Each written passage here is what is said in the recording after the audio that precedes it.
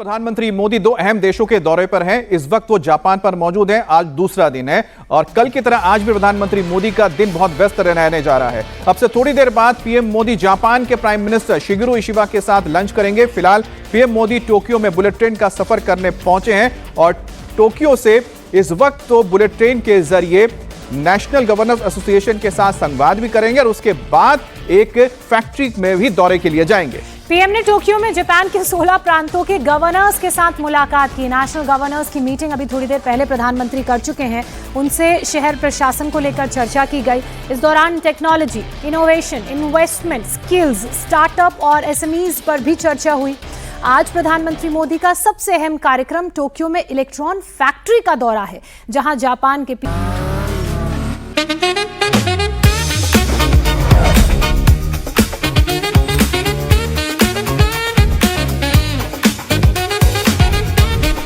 Pure technology that is built for your every sense.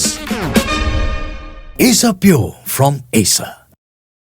PM Shigeru Ishiba भी उनके साथ मौजूद रहेंगे। इसके बाद दोपहर 2:15 बजे के आसपास पीएम मोदी टोक्यो से चीन के तियानजिन के लिए रवाना हो जाएंगे, जहां वो एससीओ शंघाई समिट में शामिल होंगे।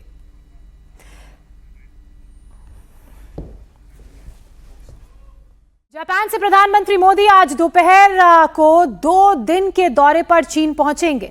चीन में मोदी शंघाई कोऑपरेशन ऑर्गेनाइजेशन यानी कि एससीओ की समिट में हिस्सा लेंगे, जहां अमेरिका से टैरिफ वॉर के बीच भारत, पीएम मोदी, चीन के राष्ट्रपति शी जिनपिंग और रूस के राष्ट्रपति व्लादिमीर पुतिन की मीटिंग होने वाली है, जहां एक नया वर्ल्ड ऑर्डर बनाने की कोशिश हो सकती है और अगर ऐसा हुआ तो अमेरिका के लिए मुश्किल और बढ़ेगी। 1 सितंबर को प्रधानमंत्री की चीन के राष्ट्रपति शी जिनपिंग के साथ बायलैटरल मीटिंग है, द्विपक्षीय वार्ता है। इसके अलावा मोदी रूस के राष्ट्रपति व्लादिमीर पुतिन से भी 1-to-1 मीटिंग करेंगे और इस बार एससीओ समिट बीजिंग के पास तियानजिन में हो रहा है और इसमें 20 देशों के नेता और 10 इंटरनेशनल संगठनों के प्रमुख भी हिस्सा लेंगे। चीन ने इस समिट के लिए जबरदस्त तैयारी की है। दुनिया के तमाम देशों के साथ अमेरिका के टकराव के बाद president Xi Jinping SCO summit को चीन के ग्लोबल पावर प्रेजेंटेशन के तौर पर देख रहे हैं। इसके लिए तियानजिन शहर में खास तैयारियां की गई हैं। इस मीटिंग से पहले चीन के मीडिया में 7 साल बाद प्रधानमंत्री मोदी के चीन दौरे की खूब चर्चा हो रही है और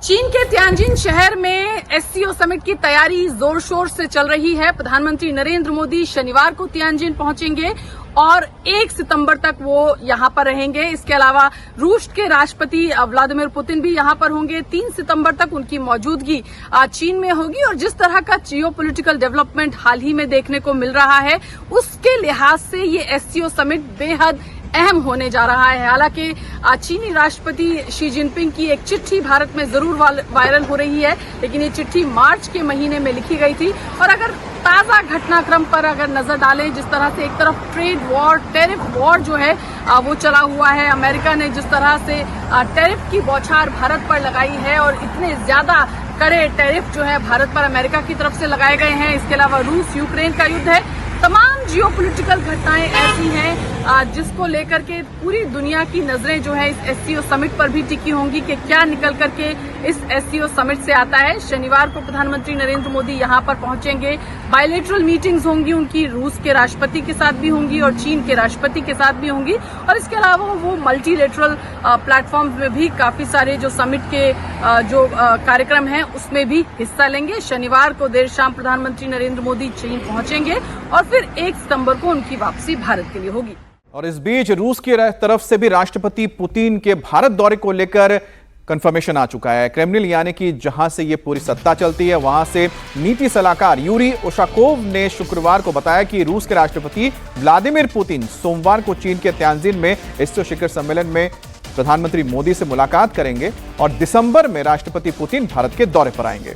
यूरी उशाकोव ने बताया कि एससीओ शिखर सम्मेलन के दौरान पीएम मोदी और रूसी राष्ट्रपति व्लादिमीर पुतिन की मुलाकात दोनों नेताओं के बीच अहम है और दिसंबर में होने वाली मुलाकात को लेकर भी इस मुलाकात में चर्चा की जाएगी। अमेरिकी टैरिफ के बीच हो रही एससीओ की बैठक पूरी दुनिया के लिए खास इसलिए है क्योंकि नए वर्ल्ड ऑर्डर को लेकर सबकी नजर इस बैठक पर होगी। टैरिफ के बाद जिस तरह से दुनिया की राजनीति में बदलाव आया, ऐसे में भारत की कोशिश होगी कि वो खुद को बदले वैश्विक माहौल में एक मजबूत पावर के रूप में स्थापित कर सके।